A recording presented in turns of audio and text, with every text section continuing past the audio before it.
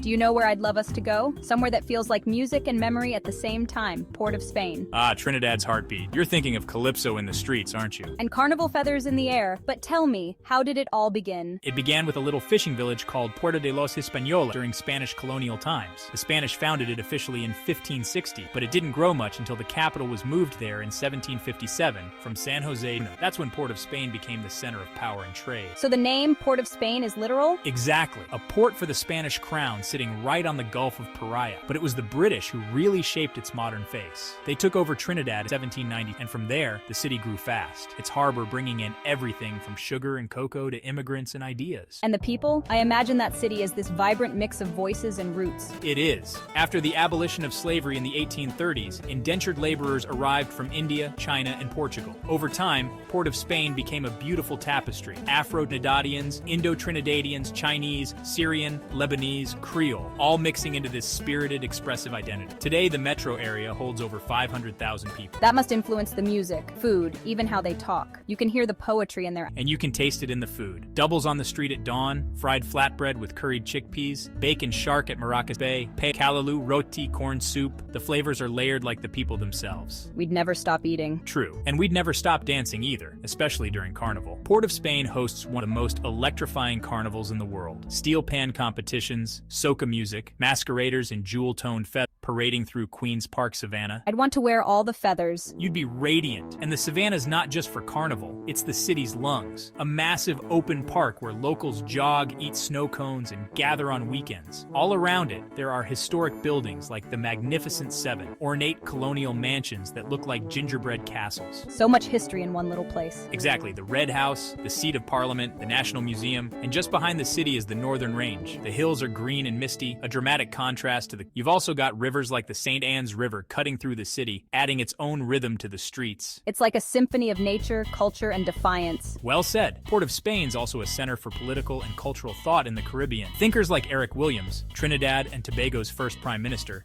came from. So did V.S. Naipaul, the Nobel-winning writer. And Nicki Minaj was born just a few miles outside the city. So you've got Nobel Prize winners, rappers, philosophers, and calypsonians all emerging from the same soil. Because it's not just a city, it's a crucible of creativity. And now it's also a hub for Caribbean trade, oil, gas, and regional diplomacy. Modern, but still raw, poetic, and pulsating with spirit. I feel like Port of Spain doesn't just celebrate life, it sings it. And we'd be dancing together in the streets, following the beat like it was written just for us. Then let's go one day. Let's find ourselves where music is memory, and the breeze smells like spice and sea. Under the lights of Areopita Avenue, or by the water's edge at sunset, we'll let Port of Spain write us into its love song.